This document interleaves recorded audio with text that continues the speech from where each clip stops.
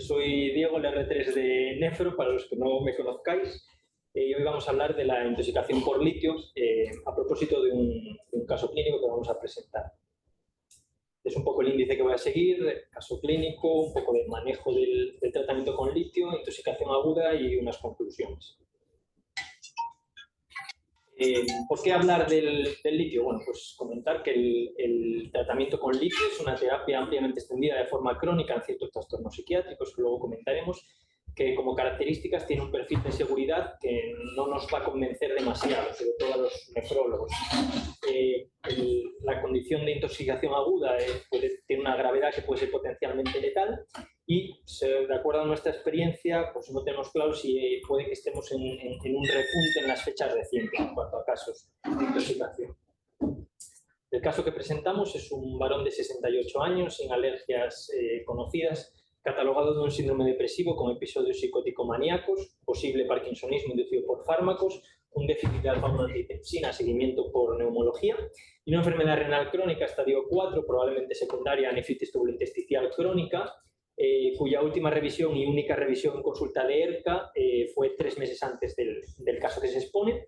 Tenía una creatinina sérica de 2,6 y un filtrado estimado de 24. Ahondando un poco en los antecedentes psiquiátricos, el inicio del seguimiento fue a los 17 años, el diagnóstico exacto es un trastorno bipolar de tipo 1, está el seguimiento en la unidad de salud mental de Carballo, la última revisión que más o menos coincide con la revisión en consulta de enfermedad avanzada, el psiquiatra pone que está estable psicopatológicamente, no tiene ingresos previos en psiquiatría y el tratamiento de psicofármacos que toma habitualmente es ese. El paciente acude a urgencias el 15 de enero, cuando se avisa a la guardia de nefrología, está en el box de críticos, cuenta que estando en su casa, en reposo, empieza con un malestar general brusco que consiste en un dolor centrotorácico sin irradiación, que le parece de carácter claramente opresivo. En este contexto el paciente se pone un poco nervioso y echa mano de lo que tiene más cerca para tranquilizarse, que es pastillas de litio, y se toma 70. A la mañana siguiente la hermana lo encuentra, él le dice lo que ha pasado y ella le parece que está un poquito más lento de lo normal, un poco desorientado, entonces lo lleva a urgencias. En el momento de la primera atención en urgencias únicamente refiere náuseas. A nuestra valoración, aceptable estado general, consciente en las 3 esferas, orientado, diuresis de 700 tras sondaje desde la llegada, y en las pruebas complementarias, hemograma normal, destacando una leucocitosis de 29.000, función renal más o menos como la consulta previa, con unos iones que no tenemos disponibles por tener la muestra hemolizada, una elevación de troponina de 680 con un litio sérico de 8,1. En el electro, bloqueo de rama derecha ya conocido, con elevación del segmento ST en V3 y test picudas en las precordiales. Se cataloga de intoxicación por litio, posible síndrome coronario agudo y leucocitosis sin foco. Se decide, de acuerdo con el paciente, canalizar una vía central y se inicia hemodiálisis proclamada de inicio durante 6 horas. La sesión se tolera bastante bien, a las 6 horas hacemos un control de litio que está en 1,9 y unos iones que están en rango, se decide ampliar 2 horas más la sesión y como única incidencia presenta febrícula al final de la misma. También es valorado por cardiología, que consideran que el dolor fue en reposo, en una situación de alteración del estado de ánimo del paciente, que no orienta claramente a coronario.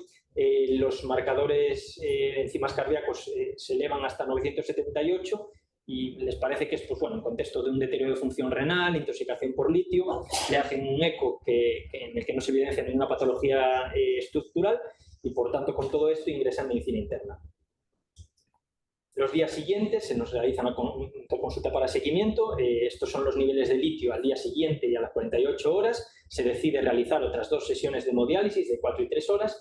Y el día 18 de enero el paciente está con un regular estado general. Empieza con poliuria, hipernatremia, persiste fiebre, no hay aislamientos en los cultivos, glicemias persistentemente por debajo de 1 y se decide retirar el catéter central.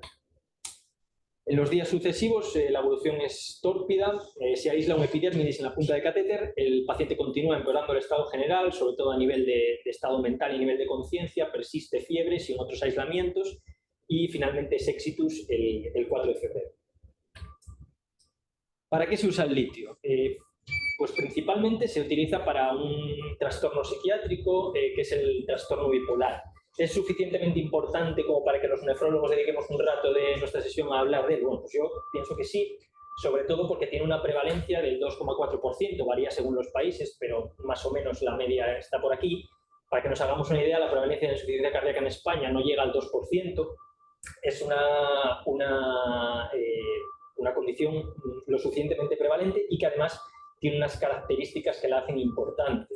Es un trastorno crónico, recurrente, que consiste en cambios en el estado de ánimo y de la energía, con un importante deterioro funcional y cognitivo del paciente, con mucha carga de comorbilidad asociada, sobre todo diabetes, obesidad, otras condiciones cardiovasculares.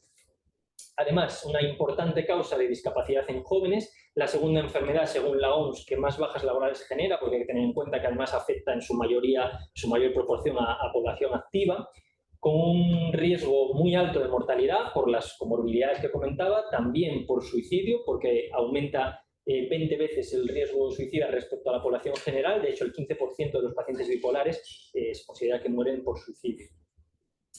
En 1949, un australiano que se llamaba John Cade descubre esta sustancia, que es carbonato de litio, y empieza a ser el primer tratamiento que parece que es efectivo en el trastorno bipolar. El litio básicamente es un estabilizador del estado de ánimo que reduce el riesgo de recaída, es muy eficaz previniendo el suicidio, lo baja parece hasta un 60%, muy eficaz también en prevenir los episodios tanto depresivos como maníacos, y además en los últimos estudios parece que tiene propiedades antivirales y neuroprotectoras, lentece el envejecimiento cerebral y disminuye hasta un 50% el riesgo de demencia en los pacientes bipolares. En los últimos años, estos son algunos estudios que lo comentan, parece que en los países avanzados, en Estados Unidos, en Europa, están tendiendo los psiquiatras a prescribir menos litio que antes.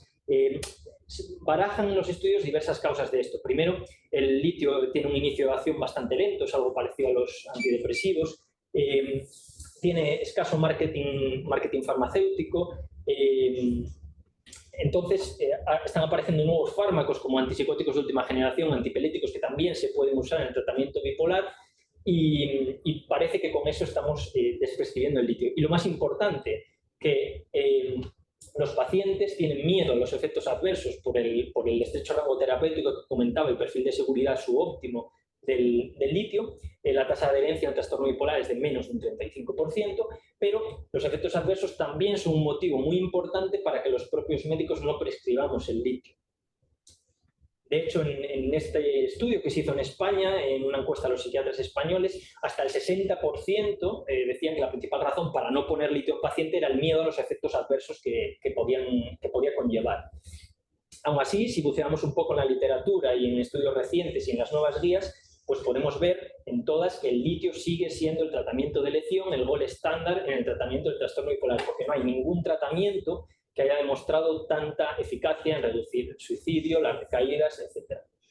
Tratamiento de elección. Ahora bien, ¿se usa mucho o no? Pues también en el mismo estudio que comentaba antes de los psiquiatras españoles, parece que más del 70% de los psiquiatras que contestaron a la encuesta utilizan el litio en más de la mitad de los pacientes bipolares. De hecho, solo el 3% de los encuestados no había usado nunca litio en un paciente bipolar. ¿Cómo funciona el litio? Pues el mecanismo de acción no está muy claro. Parece que puede inhibir la glucogenosinasa quinasa 3, inhibiendo el inositol intracelular. No está claro. Lo que sí que parece es que actúa a nivel de ciertos neurotransmisores y hace la función principal de estabilizar el estado de ánimo. Lo que sí que sabemos son algunas características que tiene la molécula. Es de absorción gastrointestinal muy rápida, es un ion muy pequeñito, que no se une a proteínas y con un volumen de distribución bajo. La eliminación prácticamente al 100% renal y se reabsorbe un 60% en el túbulo proximal. Problema principal, como ya comentábamos, el rango terapéutico, que es muy estrecho, entre 0,8 y 1,2. Según las guías, por ejemplo, en nuestro hospital el rango inferior está en 0,6. ¿Cómo definimos entonces una intoxicación aguda por litio, que realmente es de lo que venimos a hablar? Pues Se define con una historia de ingesta intencional de litio, con una concentración de litio de más de 2 independientemente de la sintomatología, o con más de 1,2, es decir, fuera de rango terapéutico, con alguno de los síntomas que luego veremos en detalle. ¿Cómo enfrentarnos entonces a una intoxicación por litio? Bueno, lo más importante, como siempre, la historia clínica, atender a diversos puntos. La formulación, porque hay litio de liberación inmediata que puede alcanzar un pico máximo en sangre en 1 a 2 horas, frente al de liberación modificada o prolongada que lo alcanza en 4 o 6 horas. También atender a enfermedades concomitantes, sobre todo enfermedades con fiebre, diarrea, vómitos, que puedan alterar la volemia del paciente. También otras medicaciones como diuréticos, antiinflamatorios, la cronicidad de exposición, porque no es lo mismo un paciente que tome litio de forma crónica, como era este caso, y de repente hace una ingesta masiva, a alguien que nunca toma litio y toma unas cuantas pastillas de manera puntual. Y también establecemos el concepto de poblaciones vulnerables, que son en general pacientes ancianos, pacientes con enfermedad mental y pacientes en general con nivel de vida de condiciones socioeconómicas bajas. Este es un extracto de las recomendaciones que el Servicio de Psiquiatría de aquí del hospital da a los pacientes a tratamiento con litio, y para que se lleven para casa y tengan así un poco de idea de cómo controlarlo, y son algunas de las cosas que acabo de comentar. Cuidado con situaciones en las que aumente la sudoración, en los tratamientos que toma o los tratamientos que se inician, diuréticos, antiinflamatorios, etc. En cuanto a la clínica, en el consumo agudo, la clínica principal va a ser gastrointestinal. Es raro que aparezcan síntomas neurológicos al principio. En el consumo agudo sobre un consumo crónico, como en este paciente, la clínica gastrointestinal puede aparecer antes, y en el consumo crónico la clínica es muy temprana, incluso pueden tener síntomas neurológicos precoces. Ya estoy dando una pista de los síntomas principales que afectan a nivel gastrointestinal, fundamentalmente náuseas, vómitos, diarrea. Los vómitos son un síntoma que orienta a intoxicación, no a un tratamiento crónico con niveles en rango. Afecta al riñón de manera crónica, sobre todo con la conocida diabetes insípida, también nefritis tubulointersticial y otra serie de situaciones. Afecta a nivel neurológico. Esta clínica es muy importante porque tiene un muy amplio abanico de síntomas, desde lentitud, desorientación, pasando por excitabilidad neuromuscular en todo su espectro, con fasciculaciones, mioclonias, temblores, hasta alteraciones del estado mental, con estupor, convulsiones, coma, etc. A destacar el temblor fino, que característicamente se asocia al tratamiento con litio, que esto no tiene por qué indicar que estemos fuera del rango de niveles. Los pacientes de tratamiento crónico con litio pueden tener un temblor fino que se limita a los brazos, que no es invalidante. Cuando aparece un temblor ya un poco más grosero, que afecta también a las piernas, que altera mucho la vida del paciente, debemos pensar que igual no estamos ya dentro del rango. Hay ciertos factores de riesgo que, según los estudios, se asocian a que los pacientes tengan clínica específicamente neurológica, que son una edad avanzada, tratamiento crónico, la diabetes insípida, hipotiroidismo y que no tenga una función renal conservada. En cuanto a nivel cardiológico, como en el caso que teníamos, el litio se asocia a ciertos cambios eléctricos, aplanamiento en la onda T, QTs prolongados, bradicardias. Es raro que desencadene arritmias peligrosas o clínica que sea relevante cardiológicamente, y las series dicen que no se asocia a movilización enzimática. ¿Cuáles son los síntomas graves? Son graves porque aumentan el riesgo de mortalidad del episodio agudo y aumentan también, y esto es muy importante, el riesgo de secuelas neurológicas a largo plazo. Son los que tenemos ahí, principalmente coma, estupor, convulsiones, encefalopatía, rigidez, hipertonicidad y todas las situaciones que definen a un paciente inestable. Esto es lo que comentaba ahora. Este es un estudio en el que se menciona el síndrome SILENT, que es el síndrome de neurotoxicidad irreversible asociada al tratamiento por litio. Esta es una condición muy importante que consiste principalmente en disfunción cerebelosa con extrapiramidalismo y desarrollo de demencia, que se puede desarrollar tras exposiciones a altas concentraciones de litio y persiste durante meses después, aunque la eliminación haya sido satisfactoria. Al final es un poco como el tiempo cerebro en patología cerebrovascular. Cuanto más tiempo esté el paciente expuesto a altas concentraciones de litio, aunque luego las lavemos de forma adecuada, aumenta el riesgo de desarrollar este tipo de secuelas. Diagnóstico. ¿Cómo diagnosticamos una intoxicación por litio? Lo más importante, hacer una analítica sanguínea a la llegada con una determinación de litio sérico. Alteraciones en el hemograma, el paciente tenía una leucocitosis importante, se catalogó de sin foco. Muchas veces el litio altera el recuento de glóbulos blancos sin necesidad de que haya una infección en ese momento. Es raro, eso sí, que altere el equilibrio ácido-base. Determinamos la litemia a la llegada y recomendable repetirlo cada 4 o 6 horas. Esto es muy importante porque no sabemos qué tipo de formulación de litio se toma el paciente y tampoco en qué punto de la curva vamos a estar. La primera determinación puede que no represente el pico máximo, lo que sí que nos puede confirmar es una exposición a una sobreingesta de litio, y tenemos que entender la litemia como una herramienta adicional para establecer la severidad y apoyarnos en guiar la terapia, pero no la única. De hecho, va a ser la clínica la que mande. Esto es porque muchas veces el pico de concentración que tenemos en sangre no se corresponde con la concentración que tenemos en el sistema nervioso central, porque el litio se distribuye muy lentamente. De hecho, muchas veces ocurre que hay pacientes con litemias de más de 4, más de 5 y que están completamente asintomáticos.